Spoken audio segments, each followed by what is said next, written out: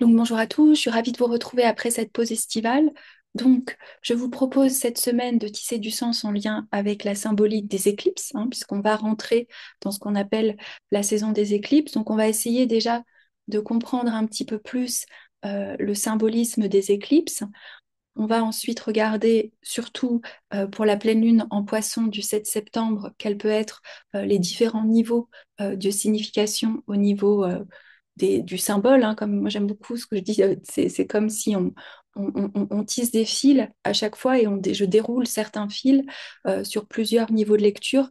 Et comme toujours, vous prenez celui qui résonne le plus avec vous. Ça va, il y a beaucoup, j'allais dire, pour que entre guillemets, l'actualité astrologique résonne avec nous, ça va dépendre de notre cartographie de naissance, mais aussi de ce que les anciens appelaient nos seigneurs du temps qui sont activés. Vous savez, quelque chose que j'aime à répéter, c'est que les anciens aimaient qualifier le temps. Donc, il y avait un temps qualitatif qui était souvent lié à une planète. Et c'est vrai que quand ces planètes étaient activées, on pouvait être plus sensible aussi à les courants astrologiques. Donc, il ne faut pas s'inquiéter, enfin, c'est même pas qu'on a à s'inquiéter ou pas s'inquiéter, mais voilà, je pense il y a ce discernement encore plus important qu'on est dans une lune, dans une pleine lune du poisson, donc on active l'axe poisson-vierge qui est aussi cet alignement. Et c'est un petit peu mon propos aujourd'hui entre ce temps humain, le temps du quotidien, puis cette brèche du temps cosmique, d'un temps qui est plus acausal, qui est souvent symbolisé par l'astrologie. Et c'était Austin Coppock, un astrologue américain, qui nous expliquait beaucoup que l'astrologie finalement est à la jonction de l'axe Vierge-Poisson parce qu'elle va traduire un temps acausal avec ce mystère des cycles par, j'allais dire, une corrélation dans le micro, dans nos microcosmes à nous, qui est la Vierge, de ce qui se joue et de ce qui est en résonance. Alors, il faut savoir que les éclipses, de tout temps, elles ont fait peur parce que avant, on ne savait pas comment prédire les éclipses. Les anciens ont commencé à prédire les éclipses, on se rendait compte qu'elles avaient lieu au point d'intersection de l'orbite lunaire et ils ont introduit pour les calculs ce qu'on appelle les nœuds lunaires, le nœud sud et le nœud nord, hein, qui sont souvent symbolisés dans l'astrologie védique comme la queue du dragon et la tête du dragon.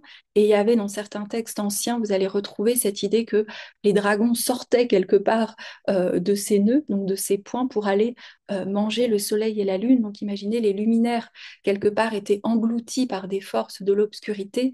Et surtout, c'est que la corrélation dans le monde correspondait souvent à la chute d'empereurs, à la mort de certains rois. Donc il y avait vraiment une corrélation qui était vue par les anciens avec des changements majeurs de règne. D'où aussi cette peur, j'allais dire, des éclipses. Dans un premier temps, parce qu'on ne pouvait pas les prédire, et ensuite, quand on a pu les prédire, se rendre compte que il y avait vraiment quelque chose qui est un mot-clé que vous allez retrouver un petit peu de partout dans la sphère astrologique, ce sont les grands débuts et les grandes fins. Donc, j'allais dire, c'est ce rapport quelque part à ce qui se termine et ce qui recommence. Seulement dans l'axe Vierge-Poisson, on est dans cet ouroboros, vous savez, où la graine du nouveau est contenue dans la fin d'un cycle. Donc peut-être en le voyant comme ça, on a un petit peu moins peur ou on appréhende un petit peu moins ces temps. Vous avez aussi une autre manière d'appréhender les éclipses qui est l'idée de la fissure du temps. Alors, je m'explique, je dois vous avouer que j'ai pas vraiment la source, mais c'est quelque chose que j'ai entendu dire ou que j'ai dû lire dans mes études. C'est l'idée qu'on va retrouver souvent en astrologie avec quelque chose, moi, qui me passionne, mais je vous partagerai plus. Là, pour l'instant besoin encore plus de digérer. C'est ces fameuses notions de daimon qui étaient les intermédiaires entre le ciel et la terre. Et l'idée aussi que notre destin, quelque part, était scellé avant notre naissance et que les responsables du destin, c'était les moires. Vous savez, les trois moires, c'est l'Achésis, Atropos et Cloto. Il y a celle qui tisse, il y a celle qui mesure et il y a celle qui coupe le destin. Et que la plupart du temps, on a une forme de libre arbitre. Et même dans l'astrologie ancienne, à qui parfois on a reproché d'être très déterministe, hein, il y avait ce qu'on appelle un lien avec la magie astrologique, où vous pouviez faire de la remédiation astrologique, c'est-à-dire que si vous aviez l'étoile de Némésis qui était Saturne, qui était mal positionnée, vous faisiez des talismans à Jupiter, hein, donc vous retrouvez ça dans l'astrologie ancienne. Donc il y avait quand même toujours une marge, ce que je veux dire, c'est de négociation, même dans les textes anciens où on pensait quelque part que tout était vraiment destiné. Hein. Bon, ça c'est aussi, j'allais dire, une philosophie à avoir quand on fait de l'astrologie, c'est vraiment de se dire, est-ce que tout est prédestiné ou est-ce qu'on a une marge de manœuvre? Ça va dépendre aussi à chacun de notre, comment dire, de notre, comment on appréhende les choses. Mais l'idée, pour revenir aux éclipses, c'était cette idée que quelque part, lorsqu'il y a euh, des temps d'éclipse, les fils du destin sont en quelque sorte suspendus et on a moins de libre arbitre. C'est comme si les moires, quelque part, par l'intermédiaire des daimons, qui sont les intermédiaires entre le ciel et la terre, venaient nous rappeler le destin qu'on avait scellé au préalable. Donc c'est une façon plus métaphorique, plus symbolique, qui peut, suivant aussi notre thème, suivant notre, j'allais dire, notre résistance ou non à ce grand mystère cosmique qu'est le poisson, peut nous plaire ou au contraire nous effrayer si on préfère, j'allais dire, être dans la Vierge en cherchant à maîtriser quelque part notre destin par une forme de causalité ou d'ordre, ou en se disant que ce qu'on retrouve dans le signe de la Vierge, si je m'améliore, si j'organise les choses quelque part, je peux faire face au chaos représenté par le poisson et je me prémunis aussi de ces fissures de temps où tout d'un coup une vague semble entrer et tout semble chaotique et ça correspond souvent en aucune mesure à ce qu'on avait ordonné dans la Vierge. Donc, il y a une invitation souvent en temps d'éclipse à ne rien faire. Hein. Alors là, comme je n'avais pas fait de vidéo depuis longtemps, j'allais pas en plus vous dire les éclipses éclipsent ma parole, hein, ce qui aurait pu totalement être le cas me connaissant. Mais je trouvais ça important aussi de peut-être proposer une autre manière de voir ces éclipses comme un temps aussi d'observation, de recul sur ces forces, pardon, excusez-moi, qui sont à l'œuvre. Hein. Donc, ça va dépendre de l'axe de la Vierge et du Poisson dans votre thème. Donc pour certains, si vous avez un ascendant Vierge ou un ascendant Poisson, ce sera sans doute en lien avec le relationnel ou la façon dont vous entrez en lien avec le monde. Hein. En maison 2 et en maison 8, il y a quelque chose dans les valeurs et l'utilisation des ressources, hein, que ce soit symbolique et littéral. Hein. Si vous avez du Poisson, par exemple, en maison 2, on verra que quand même le nœud nord est un lieu de la promesse d'une réalisation de quelque chose qu'on ne connaît pas. Donc il y a peut-être certains dons en lien avec le poisson, donc qui sont du ressenti, qui sont intuitifs, qui sont une forme d'oracularité, c'est-à-dire de médiumnité, de connexion au tout. Hein. Et ainsi de suite pour chacun des axes. Hein, je peut-être pas. Vous me direz si la prochaine fois je pourrais vous faire tous les axes, mais des fois ça peut être beaucoup, surtout que il faudrait que je coupe la vidéo. Hein, si c'est dans l'axe 3-9, c'est aussi l'axe de la connaissance, 4-10, la famille et le travail, pour faire simple, 5-11, en lien avec notre appel individuel et notre appel créatif et le collectif. Et dans la maison 6-12, ça peut être l'axe dévotionnel et de notre spiritualité, mais ça peut être aussi le lien à certaines maladies dont on ne trouverait pas certaines causes. Hein. Donc, forcément, les maisons en astrologie, c'est le champ d'expérience sur Terre. Donc, pour pouvoir quelque part connecter avec ce grand mystère qui est proposé par les éclipses, on va voir où ça se passe. Et où ça se passe, c'est propre à votre thème. Donc ensuite, qu'est-ce qu'on peut euh, dire de cet axe Vierge-Poisson? Alors l'axe Vierge-Poisson, comme je vous le disais, c'est un axe pour moi du temps cosmique et du temps humain. Dans le Poisson, vous êtes vraiment dans cette vastitude de l'océan où on a envie quelque part de retourner à la source, où l'individu cherche à se dissoudre. Hein. Donc vous imaginez qu'une pleine lune avec la lune en Poisson conjointe au nœud nord, si les éclipses sont des fissures dans le temps, il peut y avoir un processus d'accélération d'une forme de dissolution. Est-ce que c'est une dissolution d'une manière d'être dans nos attachements émotionnels, puisqu'on est dans quelque chose, même si la Lune est éclipsée, mais permet justement de dissoudre un attachement? Est-ce que c'est en lien aussi avec la Lune, en lien avec notre corps, la Lune comme symbole aussi de notre sécurité intérieure, de comment on est reçu par la vie? La lune aussi comme symbole de notre lieu de vie, c'est-à-dire tout d'un coup précipiter l'appel d'aller vers un endroit qui nous nourrit plus, hein, peut-être. Mais en tout cas, il y a cette invitation à quelque chose qui se dissout. On va retrouver aussi dans le poisson, c'était Jung qui a beaucoup analysé, vous savez, les ères platoniciennes, donc l'ère du poisson. Donc les ères, elles vont dans le sens inverse, c'est-à-dire qu'actuellement, on dit qu'on est dans l'ère du Verseau, même si tout le monde n'est pas totalement d'accord sur la date d'entrée dans l'ère du Verseau. Et avant, on était dans l'ère du poisson. Dans un livre qui s'appelle Aion, Jung a beaucoup corrélé comment ces ères platoniciennes marquaient aussi l'ère du temps d'une époque. Et donc, vous allez retrouver dans l'ère du poisson tout l'archétype du Christ, donc tout ce qui est en lien avec la rédemption, l'affrontement du bien et du mal, le sacrifice, le pardon, la dissolution, hein. Donc, vous pouvez retrouver, j'allais dire, dans votre approche symbolique du poisson, quand même ce langage qui appartient au symbolisme chrétien, hein. Donc on peut oser pour, comme toujours, ne pas enfermer le symbole que dans un niveau d'interprétation. Peut-être pour certains, cette dissolution du poisson est en lien avec un pardon, est en lien justement avec un appel à une forme de rédemption, à vouloir se connecter justement à la figure christique qui pour Jung c'est l'archétype du soi, donc on recherche cette totalité, on va rechercher à nous remembrer, hein.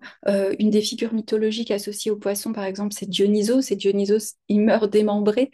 On pourrait même dire que Orphée peut avoir une dimension du poisson dans sa sensibilité, lui aussi est démembré. Et dans le poisson, souvent, on passe quelque part par un démembrement quand on n'est pas prêt à recevoir la grâce, le divin et cet appel sacré.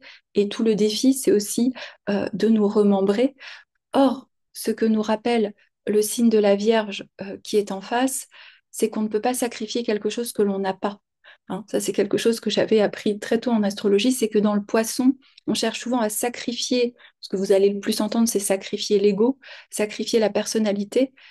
Et en Vierge, on nous apprend qu'on doit aussi constituer cette personnalité, c'est-à-dire le processus d'individuation, rassembler toutes les parties de notre être, nous raffiner, intégrer les différentes polarités, c'est-à-dire devenir complet, hein, qui est le sens originel d'être vierge, pour ensuite retourner dans le poisson et sacrifier quelque chose. Hmm. Donc, dans la Vierge, justement, on peut aller dans l'excès, c'est-à-dire que pour moi, le signe de la Vierge, qui est souvent trop basiquement associé, vous savez, aux listes, à l'ordre, aux besoins de perfection, ce qu'il y a vraiment derrière la Vierge, c'est de sentir que si on raffine, si on trouve cette pureté en nous-mêmes, quelque part, on sera capable de recevoir le poisson ou de retourner dans l'océan cosmique, hein. Donc, on est vraiment dans un signe enfin dans un axe, pardon, dans la Vierge Poisson, il peut y avoir une dimension aussi très sacrée de nos quêtes individuelles et comment à un moment donné, nos quêtes d'individualité ont besoin d'une reliance à une force plus grande que nous et de nous laisser traverser. Donc vous imaginez que des éclipses dans cet axe-là peuvent provoquer aussi ce chaos dans cet axe. Pourquoi? Parce que soit le nœud sud est en vierge. Donc, si le nœud sud est en vierge et vous prenez l'approche humaniste, euh, l'approche humaniste, c'est Dan Rodiard. Dan Rodiard, il a dit que dans le nœud sud, il y a un excès. C'est un excès, normalement, hein, pardon, la métaphore, hein, c'est la queue du dragon, donc c'est le lieu voilà, où les excréments devaient sortir. Normalement, ça devrait être un processus naturel. Or, pour beaucoup d'entre nous, il y a des résistances de la personnalité. Voilà. Donc, on résiste, hein. Donc, comment on pourrait imaginer des possibilités d'interpréter qu'est-ce que dans notre thème, là où il y a de la Vierge et le nœud sud qui transite pendant ces 18 mois, qu'est-ce qu'on doit abandonner?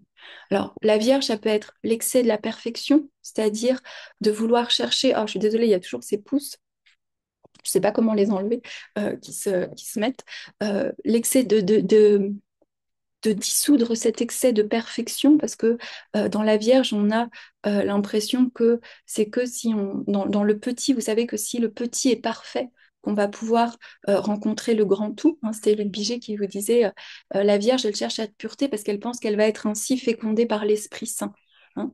Ça peut être un lieu aussi où on, on doit quelque part dissoudre ou abandonner, de par l'appel du nœud nord en poisson en face, un excès d'amélioration. Vous savez, cette, cet excès de ce qu'on a appelé le développement de la personnalité, de devenir la meilleure version de soi-même, de vouloir toujours raffiner, de toujours vouloir croire qu'il y a quelque chose en nous qui doit être amélioré, qui doit fonctionner mieux. C'est pour ça que souvent les vierges sont très bons dans le solving problems, de résoudre les problèmes, dans l'analyse, dans le petit truc qui ne va pas. Hein. Donc, il y a aussi accepter à un moment donné, j'allais dire, nos dysfonctions comme une sorte de beauté, c'est-à-dire comment on peut accepter ce temps humain et des fois cette imperfection humaine tout en sachant que c'est dans ces fissures-là qu'on est aussi rempli par la beauté et par la grâce. Ça peut être aussi un excès de purification qui va se traduire dans la Vierge par des rituels excessifs, par des compléments alimentaires, par, vous savez, comme si il y avait quelque chose en nous qui voudrait être parfait de notre humain et du fonctionnement de toutes nos cellules. Hein. Le contrôle, c'est-à-dire sentir que c'est dans le petit et c'est l'agencement de notre réalité et de notre temps humain quelque part qu'on va chercher à vouloir tout maîtriser parce que ça nous prémunit, comme je vous le disais en début de vidéo, de cette arrivée du poisson qui va chaotiser les choses. Pourquoi? Parce que le poisson, c'est pour ça qu'il y a un lien avec l'astrologie, le poisson nous fait rentrer dans un temps cosmique qui est un temps acausal, c'est-à-dire qui n'a pas de cause à effet, mais qui est un temps de synchronicité, qui est un temps où des intuitions nous traversent, qui est un temps où la grâce peut nous toucher, qui nous rappelle qu'il y a une forme aussi d'éternel, d'éternité, qu'il y a quelque chose qui restera toujours éternel, et peut-être que dans le temps de la Vierge, il y a quelque chose qui a peur quelque part que la temporalité s'échappe. Hein. En plus, je parle beaucoup de cette notion de temps et je trouve assez symbolique que pour l'arrivée des éclipses, Saturne repasse lundi 1er septembre dans le signe du Poisson. Hein. Donc là, on est Saturne, Chronos, l'archétype, on pourrait dire, le veilleur du temps, le gardien du temps, dans ce signe du Poisson où il n'y a pas vraiment de temporalité.